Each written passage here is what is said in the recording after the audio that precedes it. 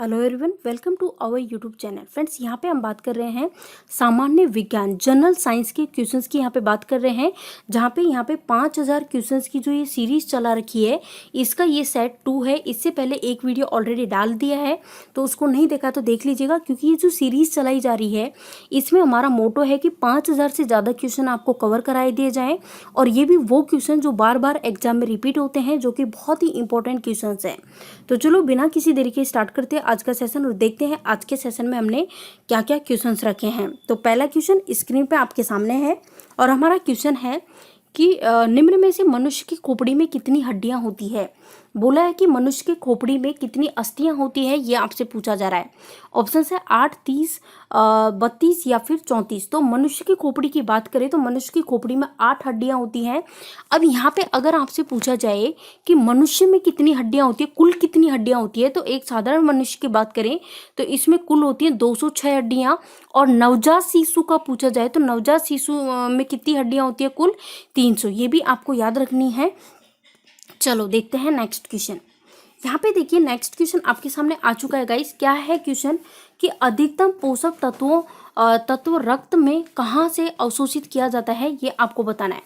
अधिकतम पोषक तत्व रक्त में कहाँ से अवशोषित किए जाते हैं, ये आपको बताने हैं। ऑप्शंस हैं बड़ी आंत, मुंह, छोटी आंत या फिर पेट। तो राइट आंसर हो जाएगा छोटी आंत।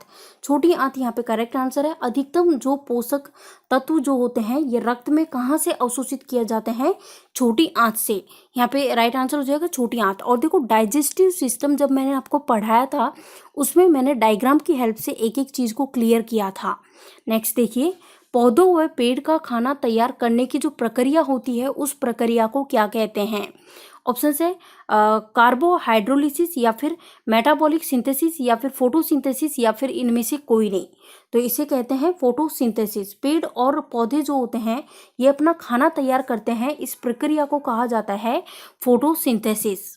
नेक्स्ट देखिए, पौधों में क्लोरोफिल बनने के लिए कौन सा तत्व सहायक होता है।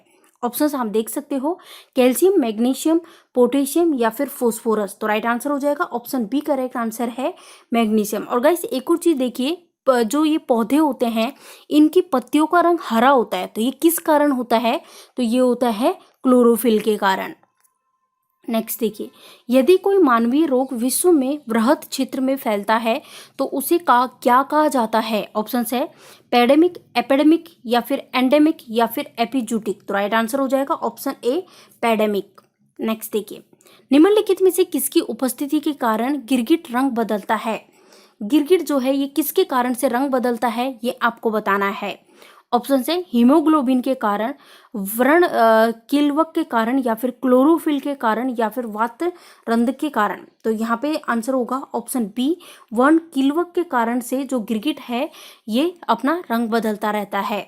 नेक्स्ट देखिए, जो मनुष्य यह नहीं समझ पाता कि कब उसे भोजन करना रोक देना चाहिए, वो किस रोग से पीड़ित होता है।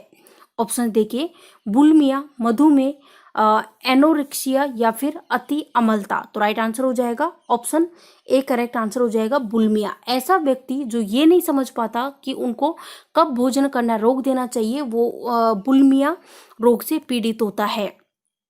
नेक्स्ट, निम्न में से अस्थियों और पेशियों को आपस में कौन जोड़ता है। क्या बात हो रही है यहाँ पे, अस्थियां यानी कि बोन्स और यहाँ पे मांसपेशियों की मसल्स की बात हो रही है। तो जो बोन्स और मसल्स होती हैं, हड्डियां और मांसपेशियां होती है, इनको आपस में जोड़ने का काम करता है टेंडन। टेंडन यहाँ पे करेक्ट आंसर हो जाएगा। अब यहाँ पे देखो ये चीज तो हमने देख ली। अब अगर पूछा जाता कि हड्डियों को हड्डी से जोड़ने का काम कौन है, तो देखो यहाँ पे बोन्स को, अगर बोन्स को बोन से जोड़ने का पूछा जाता तो बोन्स को बोन से जोड़ने का काम करता है लिगामेंट। ये भी ध्यान रखना है। नेक्स्ट, वृद्धावस्था में मनुष्य की हड्डियां कमजोर क्यों होती है, इसका कारण बताइए। ऑप्शन है आयोडीन की कमी के कारण, लोहे की कमी के कारण, कैल्शियम की कमी के कारण या फिर कोबाल्ट की कमी के कारण। तो वृद्धावस्था में मनुष्य की हड्डियों की बात करें तो ये कैल्शियम की कमी के कारण कमजोर हो जाती हैं। तो हमारा राइट आंसर हो जाएगा ऑप्शन सी कैल्शियम की कमी के कारण। नेक्स्ट, मनुष्य के शरीर में पैरों की जो हड्डियां होती है वो किस प्रकार की होती है। ऑप्शंस देखिए खोखली, सांद्री, ठोस या फिर क्लिंग। गाइस देखिए हमारे जो पैर जो होते हैं इनकी जो हड्डियां होती हैं ये कैसी होती हैं, खोखली होती हैं। नेक्स्ट देखिए, जब रक्त तप्त लोहे के ऊपर भाप गुजर जाती है तो कौन सी गैस प्राप्त होती है? क्या बोला है कि जब रक्त तप्त लोहा जो होता है इसके ऊपर से भाप गुजर जाती है तो कौन सी गैस प्राप्त होती है? ऑप्शंस है producer gas, oxygen gas, hydrogen gas या फिर नाइट्रोजन गैस। तो राइट आंसर हो जाएगा option C, hydrogen gas. Next देखिए, पाचन क्रिया में प्रोटीन निम्नलिखित में से किस पदार्थ में बदल जाते हैं? ऑप्शन है वसा, ग्लूकोज, एमिनो अम्ल या फिर शर्करा। तो राइट आंसर हो जाएगा ऑप्शन सी, एमिनो अम्ल।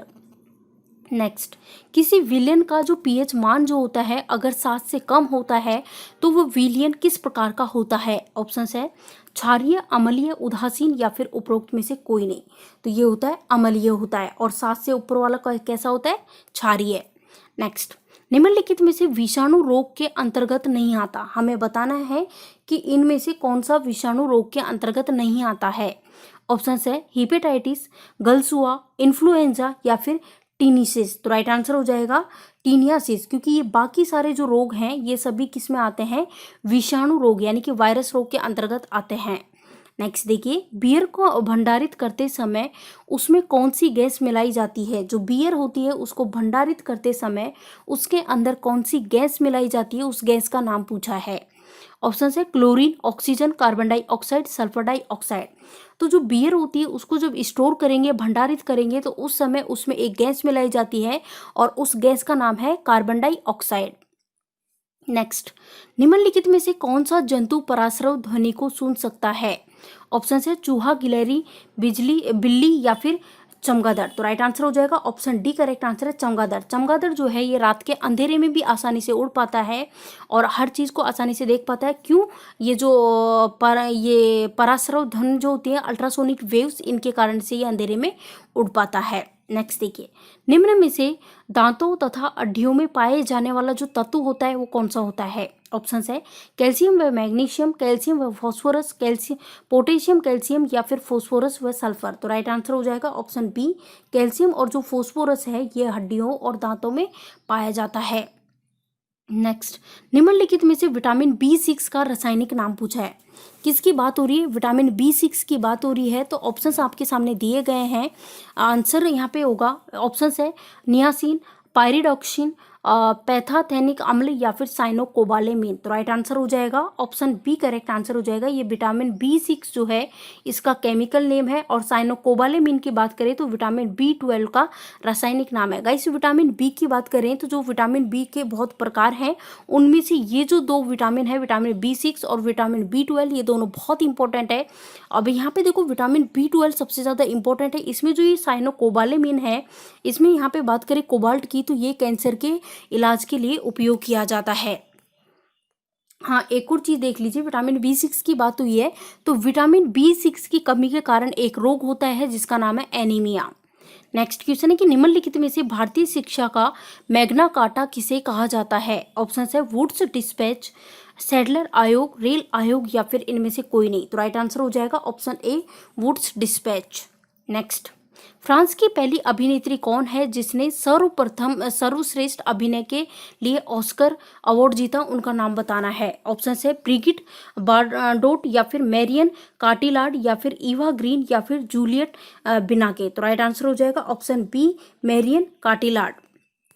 नेक्स्ट, निम्नलिखित में से मानव शरीर में सबसे ज्यादा ऊर्जा किससे प्राप्त होती है? ये बहुत इंपॉर्टेंट क्वेश्चन है, फोकस कीजिएगा इस क्वेश्चन पे और आंसर कीजिएगा क्या होगा इस क्वेश्चन का आंसर। और गाइस देखिए, वीडियो पसंद आता है तो आप लाइक कीजिए, जितना ज्यादा हो सके आप वीडियो को शेयर कीजिए। तो यहाँ पे देखो ऑप्शन है प्रोटीन, कार्बोहाइड्रेट, वसा या फिर विटामिन। तो राइट आंसर हो जाएगा कार्बोहाइड्रेट, यहाँ पे करेक्ट आंसर है।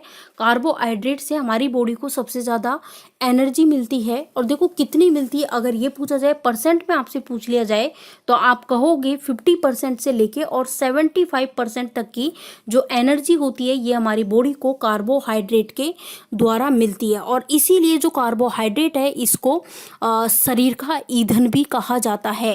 कार्बोहाइड्रेट के जो रूप होते हैं वो कौन कौन से होते हैं, या फिर हम कहें इसके एग्जाम्पल, तो यहाँ पे देखो इसके रूप देख सकते हो, glucose, fructose, galactose, sucrose, maltose, lactose, ये भी ये ध्यान रखना है। नेक्स्ट, निम्नलिखित में से कार्बोहाइड्रेट का भाग कौन सा है ये बताना है।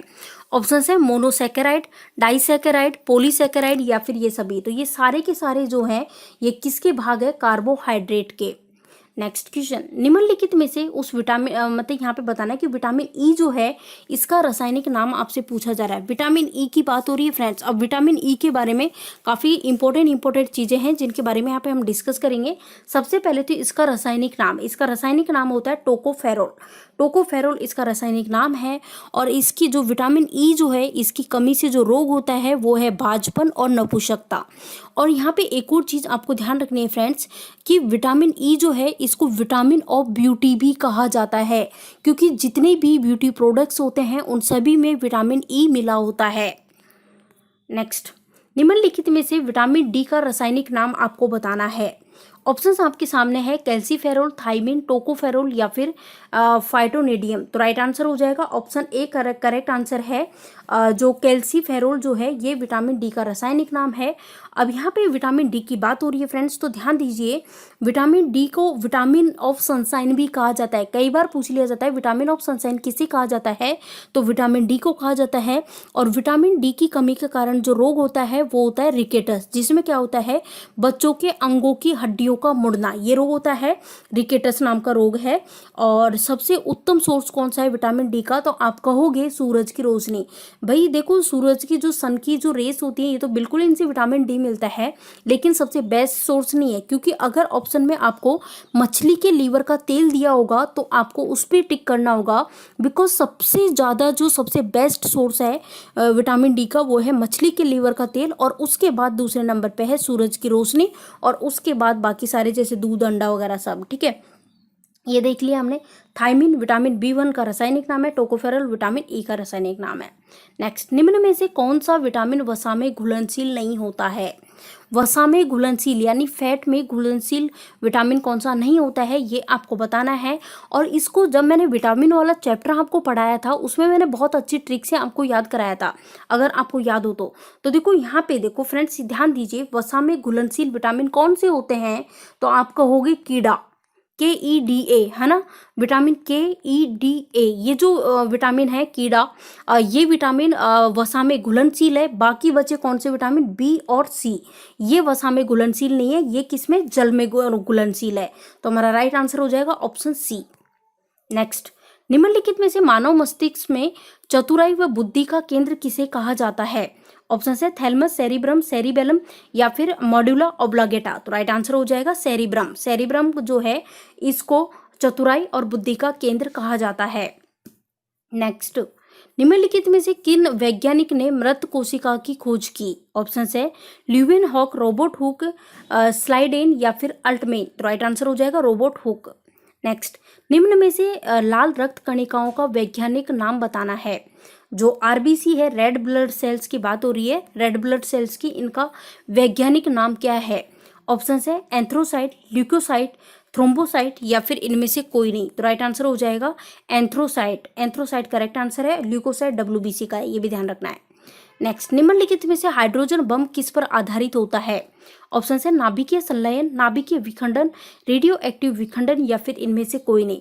तो जो हाइड्रोजन बम जो होता है ये नाभिकीय संलयन पर आधारित होता है, तो आंसर होगा ऑप्शन ए। नेक्स्ट क्वेश्चन, निम्नलिखित में से सूर्य की ऊर्जा किसके द्वारा उत्पन्न होती है? किसकी बात हो रही है? जो सूर्य की जो एनर्जी है इसकी बात हो रही है कि किसके द्वारा उत्पन्न होती है? ऑप्शन है आयनन के द्वारा, नाभिकीय विखंडन के द्वारा या फिर नाभिकीय संलयन के द्वारा या फिर ऑक्सीकरण के द्वारा।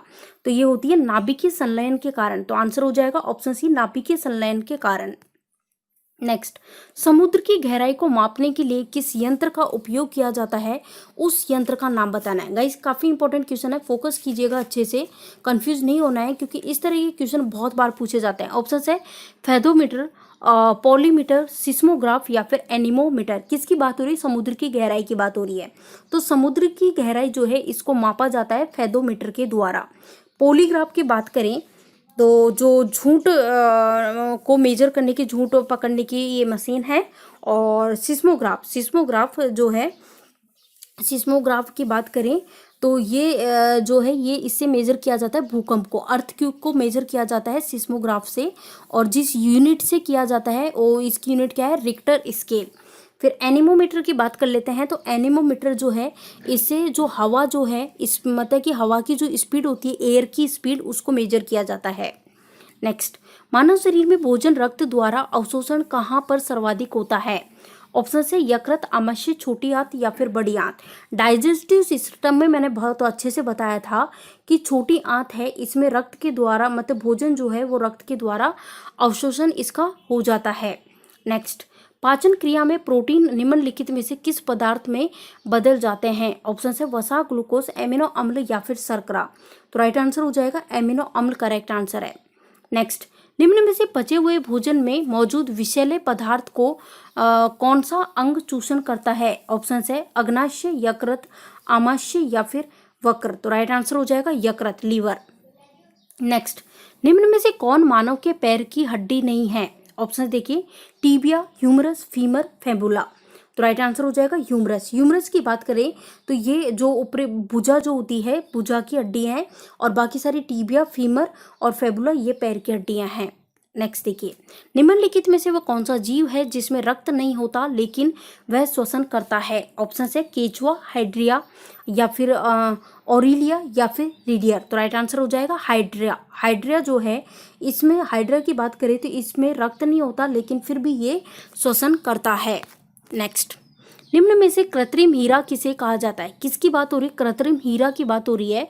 इसके लिए ऑप्शन है silicon tetrachloride, sodium silicate, silicon carbide या फिर सिलिकॉन हाइड्राइड। तो राइट आंसर हो जाएगा सिलिकॉन कार्बाइड। नेक्स्ट, खाद्य परीक्षण के रूप में सर्वाधिक उपयोग में लाया जाने वाला पदार्थ जो है उसका नाम बताइए। ऑप्शन है सोडियम कार्बोनेट, टार्ट्रिक अम्ल, बेंजोइक अम्ल या फिर एसिटिक अम्ल। तो राइट आंसर हो जाएगा बेंजोइक अम्ल। बेंजोइक अम्ल यहाँ पे करेक्ट आंसर है। खाद्य परीक्षण के रूप में सबसे ज्यादा उपयोग में बेंजोइक अम्ल जो है इसको लाया जाता है। नेक्स्ट, गैस वेल्डिंग में कौन सी ईंधन का उपयोग किया जाता है? गैस वेल्डिंग की बात हो रही है कि गैस वेल्डिंग में कौन सी ईंधन का सबसे ज्यादा उपयोग किया जाता है? ऑप्शन है एलपीजी, मीथेन, ऑक्सी एसिटिलीन या फिर इथेलीन। तो राइट आंसर हो जाएगा ऑक्सी एसिटिलीन। तो देखिए, आज के सेशन में इतना ही रखते हैं गाइस। वीडियो पसंद आया हो तो लाइक कीजिए, जितना ज़्यादा हो सके आप वीडियो को शेयर कर दीजिए। और देखिए, अगर जिस भी टाइप की वीडियोस की आपको रिक्वायरमेंट है उसके लिए कमेंट सेशन में कमेंट करके आप हमें बता सकते हो।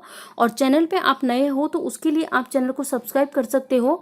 पास ही में आपके बेल आइकॉन दिखाई दे रहा होगा जिस पर क्लिक कर दे, ताकि जो भी वीडियो हम डालें उसका नोटिफिकेशन आपको ईजिली मिल पाए। Thank you for watching this video.